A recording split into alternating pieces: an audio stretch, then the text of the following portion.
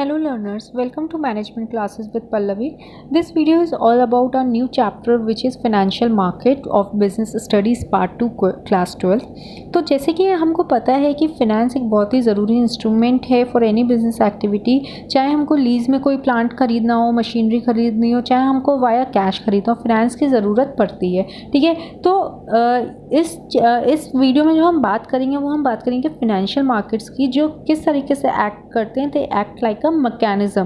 ठीक है, ये एक मैकेनिज्म है, एक तरीके की बॉडी है जो मोबिलाइज करती है फंड्स को from the savers and investors into the most productive usage, ताकि short term and long term requirements fulfil हो सकें। ठीक है, अब ये जो आप डायग्राम देख रहे हैं इसमें दो सेक्टर्स हैं, house holds and business firm, और दो मैकेनिज्म के बारे में बात करी गई है, बैंक्स एंड फिनेंशियल मार्केट्स। अब जो हाउस होल्ड्स हैं वो सेवर्स की तरह एक्ट कर रहे हैं, वो अपना पैसा जो है वो बैंक से फिनेंशियल मार्केट्स में सेव कर रहे हैं in the form of like RD, FD या bye purchasing the shares, debentures and bonds. और जो बिजनेस फर्म्स हैं वो भी अपना पैसा इन्वेस्ट कर रही हैं बैंक्स में या फिनेंशियल मार्केट्स में। ठीक है, अब ये जो बैंक्स और फिनेंशियल मार्केट्स हैं ये एक एलोकेशन फंक्शन परफॉर्म कर रहे हैं, मतलब ये एलोकेट कर रहे हैं जो फंड ये लोग इन्वेस्ट करते हैं, सेव करते हैं, उसको एलोकेट कर रहे हैं, मोबिलाइज कर रहे हैं into the most productive investment opportunity, ताकि इकोनॉमी को, हाउस होल्ड को और बिजनेस फर्म्स को, तीनों को फ्रूटफुल रिजल्ट्स मिलें, बेस्ट रिजल्ट्स मिलें। ठीक है, अब जो ये एलोकेशन फंक्शन करता है इसके दो फ़ायदे होते हैं कि पहला बेनिफिट मिलता है हाउस होल्ड्स को, जब वो RD और FD में इन्वेस्ट करते हैं तो उनको हायर रेट ऑफ इंटरेस्ट मिलता है। और बिजनेस फर्म्स को कैसे होता है, जो भी स्केर्स रिसोर्सेज हैं वो उन फर्म को एलोकेट कर दिए जाते हैं जो ज़्यादा प्रोडक्टिव हैं फॉर द इकोनॉमी, मतलब ज़्यादा बेनिफिशियल हैं, ज़्यादा रिटर्न देती हैं इकोनॉमी को, तो उनको जो रिसोर्सेज हैं वो एलोकेट कर दिए जाते हैं, डिस्ट्रीब्यूट कर दिए जाते हैं। ठीक है, अब ये जो दो मैकेनिज्म हैं बैंक्स और फिनेंशियल मार्केट्स। अब अगर हम बात करें बैंक्स की पहले, ठीक है, तो जो हाउस होल्ड्स हैं वो अपना सरप्लस फंड इस बैंक में डिपॉजिट करते हैं। ठीक है, who in turn could lend these funds to business firm, जब बिजनेस फर्म को लोन की ज़रूरत पड़ती है तो यही फंड उनको दे दिया जाता है। यही अगर हम फिनेंशियल मार्केट की बात करें तो जो बिजनेस अपने जो शेयर्स से डिवेंचर जब वो मार्केट में ऑफर करती है पब्लिक को, तो जो हाउस होल्ड्स हैं वो परचेज कर लेते हैं ये शेयर्स और डिवेंचर्स, जिसकी वजह से इन फिनेंशियल मार्केट के पास भी पैसा आ जाता है इन अ लिक्विड फॉर्म। ठीक है, प्लस वो लोग इसको सेल भी कर सकते हैं एट एनी टाइम, जिसकी वजह से उन हाउस होल्ड्स या उन सेवर्स के पास भी लिक्विड फॉर्म में फ्रीली पैसा मूव ऑन हो सकता है। ठीक है, अब ये जो प्रोसेस है एलोकेशन ऑफ फंड्स का, मतलब मोबिलाइज करना फंड्स को इनटू प्रोडक्टिव यूज़, इसको हम बोलते हैं इस प्रोसेस को फिनेंशियल इंटरमीडिएशन। और जो बैंक्स और फिनेंशियल मार्केट्स हैं, हमारे जो मैकेनिज्म्स हैं, उसको हम क्या बोलते हैं, कंपीटिंग इंटरमीडियरीज, जो हाउस होल्ड्स को या बिजनेस फर्म्स को ऑप्शंस देती हैं कि आप बैंक्स के थ्रू भी पैसा अवेल कर सकते हैं या डिपॉजिट कर सकते हैं, और फिनेंशियल मार्केट के थ्रू भी आप अपनी इन्वेस्टमेंट कर सकते हैं और वहाँ से पैसा ले सकते हैं। ठीक है, अब इसीलिए बोला गया है कि फिनेंशियल मार्केट क्या है, ये एक तरीके का मार्केट है जो किसको क्रिएट करता है और एक्सचेंज करता है, फिनेंशियल असेट्स। फिनेंशियल असेट्स क्या होगा, जैसे आपके issue of shares, debentures, purchase and sale of existing financial assets like equity shares, debentures and bonds. ठीक है, जहाँ जब फिनेंशियल ट्रांजेक्शन्स होंगे तब फिनेंशियल मार्केट्स की नीड होगी ही, क्योंकि फिनेंशियल मार्केट एक तरीके का मैकेनिज्म है। ठीक है, अब जल्दी से बात कर लेते हैं फंक्शंस ऑफ फिनेंशियल मार्केट की, लेकिन उस स्लाइड पे मूव ऑन करने से पहले अगर अभी तक से आपने मेरा चैनल सब्सक्राइब नहीं किया तो नीचे जो रेड कलर से सब्सक्राइब लिखा हो इस पर क्लिक कर दीजिए, बेल आइकन को प्रेस कर दीजिए ताकि मेरे चैनल से रिलेटेड लेटेस्ट नोटिफिकेशन आपको मिलती रहे। नंबर फर्स्ट फंक्शन आ जाता है mobilisation of savings and channelising them into the most productive uses.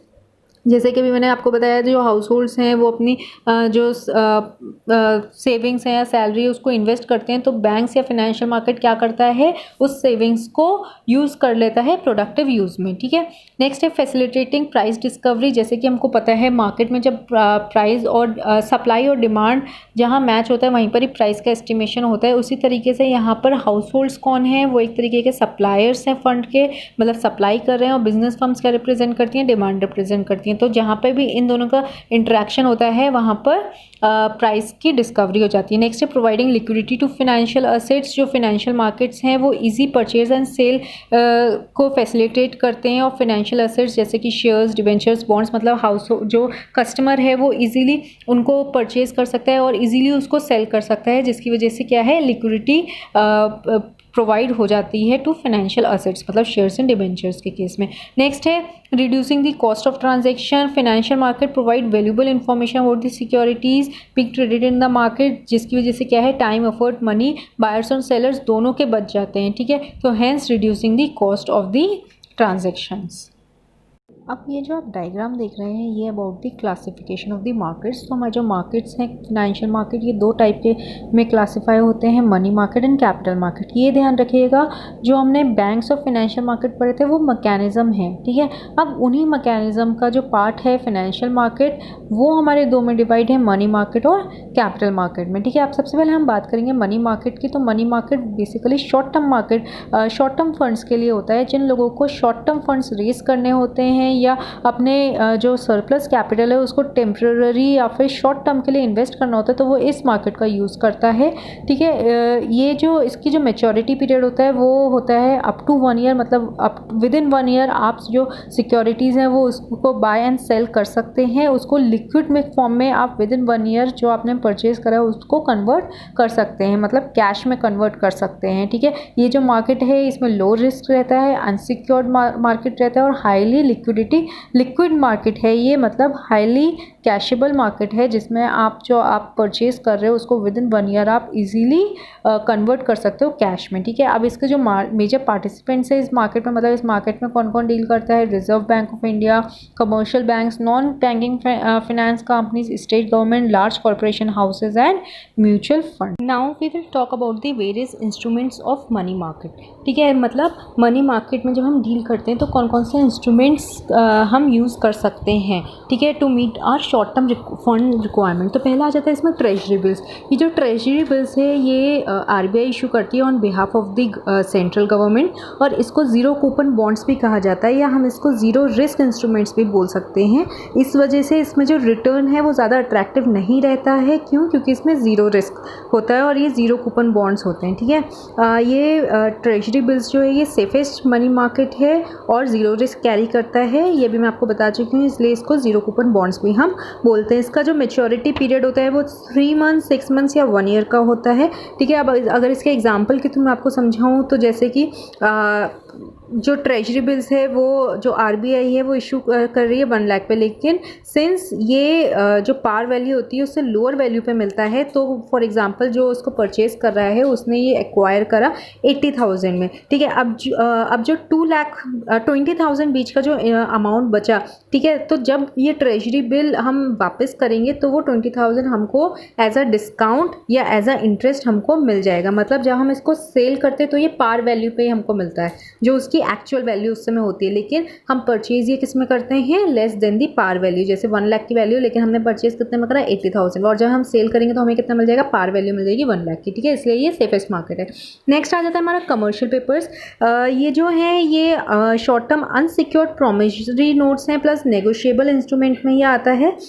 ठीक है, और इसको कौन इशू करता है, जो हाई रेटेड कंपनीज होती हैं, ठीक है, अपनी कैपिटल रिक्वायरमेंट्स को फुलफ़िल करने के लिए वो इसको इशू करती हैं और दे प्रॉमिस हायर रिटर्न, मतलब हाई रिटर्न ये देती हैं जब ये कमर्शियल पेपर्स को इशू करती हैं। ठीक है, प्लस इनका भी जो सेम चीज़ रहती है ट्रेजरी बिल्स की तरह कि ये भी डिस्काउंट पे सोल्ड होते हैं, और जब इनको हमें रिडीम करना होता है तो ये पार पे रिडीम होते हैं।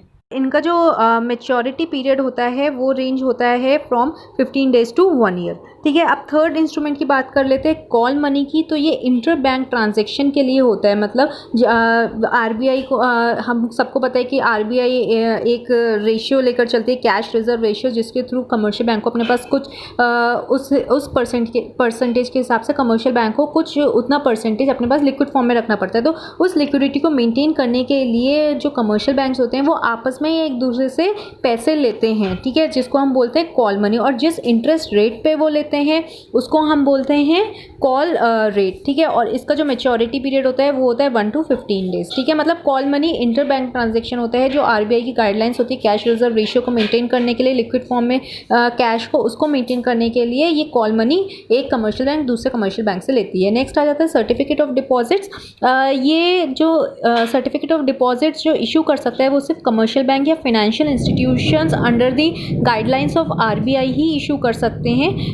ये as a deposit receipt function करता है for money which is deposited with bank against which जो ऑर्गेनाइजेशंस हैं उनको क्रेडिट मिलता है, ठीक है। ये एक डिपॉजिट रिसिप्ट है जो बैंक के पास जमा होती है जिसके अगेंस्ट ऑर्गेनाइजेशंस को क्रेडिट मिलता है, issued only for a larger amount of money and it's negotiable है और लार्ज सम मनी के लिए इशू किया जाता है ये सर्टिफिकेट ऑफ डिपॉजिट्स। ये ज़्यादा लिक्विड है नेचर में, ठीक है। और जो बैंक्स हैं वो इसको इशू कर सकते हैं for period ranging from 3 months 6 months and 12 months, ठीक है।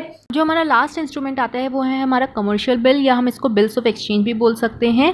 ये जो बिल्स है ये ऑर्गेनाइजेशंस की वर्किंग कैपिटल को फुलफिल करने के लिए यूज़ होता है। नेगोशिएबल इंस्ट्रूमेंट है, सेल्फ लिक्विडेटिंग इंस्ट्रूमेंट है। सेल्फ लिक्विडेटिंग का मतलब ये हुआ कि जो सेलर है वो अपने आप बैंक्स में जाकर इस बिल को दिखाकर इस बिल को कैश में कन्वर्ट करवा सकता है अपने आप ही, ठीक है। नेक्स्ट है ये क्रेडिट सेल्स के लिए हमेशा यूज़ होता है, ठीक है, ये वाला बिल। तो अब इसमें क्या होता है, जब बायर क्रेडिट लेता है सेलर से तो उसको टाइमली पेमेंट करना पड़ता है। इन केस अगर बायर टाइमली पेमेंट नहीं कर पाता है या सेलर को पैसे की ज़रूरत पहले ही पड़ जाती है मैच्योरिटी डेट से, तो वो बैंक के पास जाकर इस कमर्शियल बिल के थ्रू कैश ले सकता है, ठीक है। अब इसका एक प्रोसेस है। इसमें पहला स्टेप क्या आ जाता है कि जब क्रेडिट सेल होती है स्टार्ट तो सेलर एक बिल ऑफ एक्सचेंज ड्रॉ करता है, ठीक है। बायर जब उस बिल ऑफ एक्सचेंज को एक्सेप्ट करता है, ठीक है, तो वो क्या कहलाता है, ट्रेड बिल कहलाता है, ठीक है। अब जैसे कि मैंने आपको 2 कंडीशंस बताई थी कि अगर बायर पैसा नहीं रीपे कर पाता है या सेलर को पैसे की अर्जेंटली पहले ही रिक्वायरमेंट हो जाती है मैच्योरिटी पीरियड से, तो सेलर क्या कर सकता है, बैंक के पास जाएगा और ये जो बिल है उसको डिस्काउंट कर लेगा, ठीक है। जब वो इस बिल को डिस्काउंटेड कर लेगा तो बैंक उससे प्रॉमिस करेगी कि इनकेस अगर बायर आपको पे नहीं कर पाता है पैसा तो हम आपको पे करेंगे, ठीक है। और तब ये जो बिल बनता है तब इसको हम बोलते हैं कमर्शियल बिल। मतलब जब तक वो बिल कमर्शियल बैंक के पास नहीं जाता है तब तक तो वो ट्रेड बिल रहते हैं, और जैसे ही वो कमर्शियल बैंक के पास जाता है वो क्या बन जाता है, कमर्शियल बिल या बिल ऑफ एक्सचेंज बन जाता है। और next part is about the capital market. Capital market basically हमारे लॉन्ग टर्म फंड्स में डील करती है, ठीक है। अगर कंपनीज़ को या किसी भी मेंबर को, पब्लिक को लॉन्ग टर्म फंड्स की रिक्वायरमेंट है तो वो कहाँ से रेस करेगी, वो कैपिटल मार्केट में रेस करेगी। इसमें 2 डेप्थ एंड इक्विटी जो होते हैं वही रेस करे जाते हैं और वही इन्वेस्ट करे जाते हैं, ठीक है। अब इसमें जो कम्युनिटी की सेविंग्स होती हैं वो किन किन लोगों को मिलती है, वो या तो इंडस्ट्रीज़ को मिलती है या कमर्शियल इंटरप्राइजेस को मिलती है या पब्लिक इन जनरल मिलती है, ठीक है। अब ये जो सेविंग्स होती हैं ये जहाँ पर भी जो इन्वेस्ट होता है कैपिटल मार्केट में वो कैपिटल मार्केट के थ्रू मोस्ट प्रोडक्टिव यूसेज में लगता है ताकि जो इकोनॉमी की ग्रोथ हो और उसका डेवलपमेंट हो, ठीक है। इसमें कौन कौन आ जाता है कैपिटल मार्केट में, आपके डेवलपमेंट बैंक्स आ जाते हैं, कमर्शियल बैंक्स आ जाते हैं एंड स्टॉक एक्सचेंज आ जाते हैं जो वर्क करते हैं as per the guidelines of their governing body.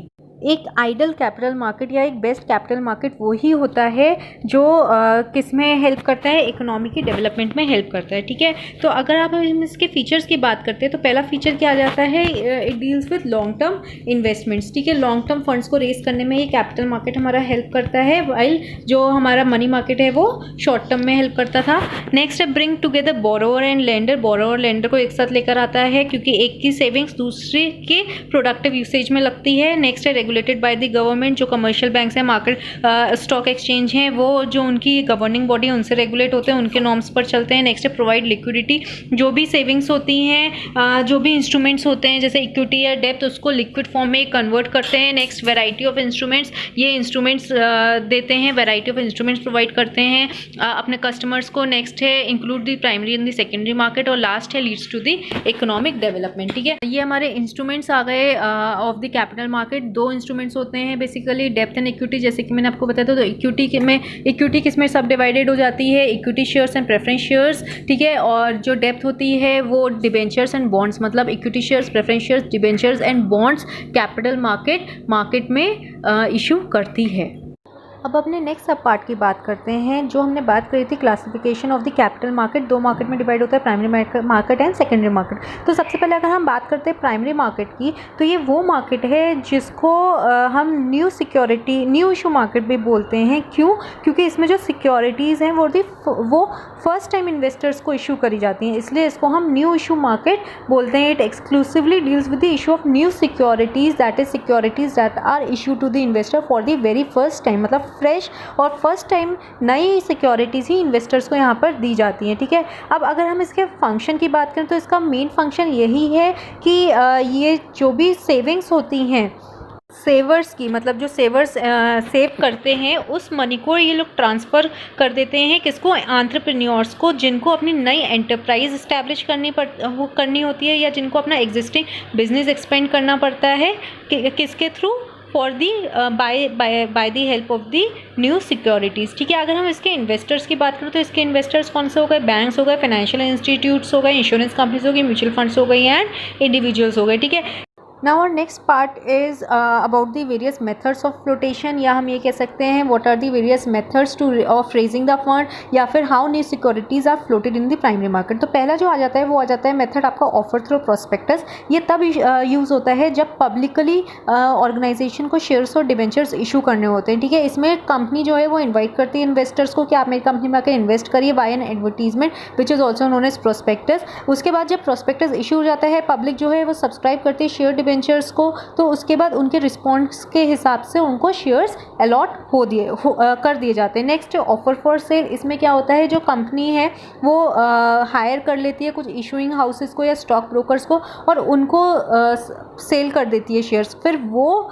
जो कस्टमर होते हैं, जो बायर्स होते हैं, पब्लिकली वो उनको दोबारा रीसेल कर देता है, that is to investing public. ठीक है, नेक्स्ट आ जाता है हमारा प्राइवेट प्लेसमेंट। प्राइवेट प्लेसमेंट ये कॉस्टली मेथड है। इसमें क्या होता है, इसमें पब्लिकली इशू नहीं होते हैं, इसमें कोई कंपनी जो होती है कुछ प्राइवेट इन्वेस्टर्स को चूज़ कर लेती है और उनसे उन्हीं को अपने शेयर्स या डिबेंचर्स सेल कर देती है। इससे क्या होता है, उनको क्विकर फॉर्म में कैपिटल अटेन हो जाती है।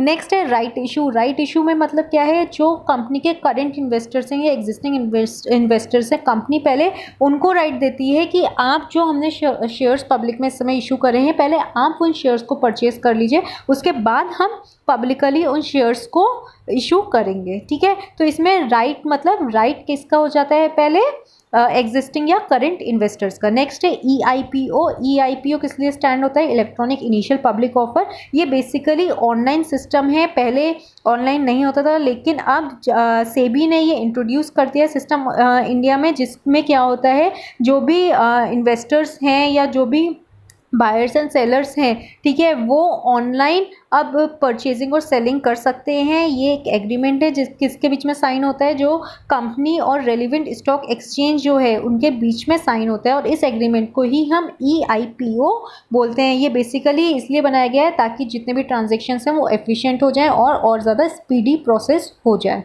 Now next type of capital market is your secondary market. Secondary market और प्राइमरी मार्केट में यही डिफरेंस है कि प्राइमरी मार्केट में न्यू सिक्योरिटीज़ इश्यूज़ होती हैं इन्वेस्टर्स को, लेकिन सेकेंडरी मार्केट में ऑलरेडी एग्जिस्टिंग सिक्योरिटीज़ जो होती हैं वो इशू होती हैं। ठीक है, इसको हम स्टॉक मार्केट या स्टॉक एक्सचेंज मार्केट भी बोलते हैं, और ये जो है ये सेबी जो stock exchange board of India उसकी गाइडलाइंस उसके रेगुलेटरी फ्रेमवर्क पर वर्क करता है। इसलिए इसमें जो चांसेस होते हैं वो इन्वेस्टर ये होते हैं कि जो इन्वेस्टर है वो चीट नहीं हो सकता है। ठीक है, इसमें क्या होता है, जो इन्वेस्टर्स हैं वो अपनी जो भी इन्वेस्टमेंट उसको डिसइन्वेस्ट कर सकते हैं, और जो फ्रेश इन्वेस्टर्स हैं वो भी मार्केट में एंट्री ले सकते हैं। ठीक है, तो मेन जो डिफरेंस है वो यही है कि सेकेंडरी मार्केट मतलब एग्जिस्टिंग सिक्योरिटीज से डील करता है और प्राइमरी मार्केट न्यू सिक्योरिटी से डील करता है। और with the advancement of the IT information technology her cheese online होने लगी है, जिसकी वजह से जो ग्रोथ है कंट्री की इकोनॉमी की वो और ज़्यादा इन्हेंस हो रही है इन मार्केट की वजह से। इस वीडियो में मैं बस यही टॉपिक्स कवर करूँगी, बाकी के टॉपिक्स मैं अपनी नेक्स्ट वीडियो में कवर करूँगी। अगर आपको मेरी वीडियो पसंद आई है तो प्लीज़ इसे लाइक करें, शेयर करें, कमेंट करें, कोई भी query, and don't forget to subscribe my channel. Thank you so much.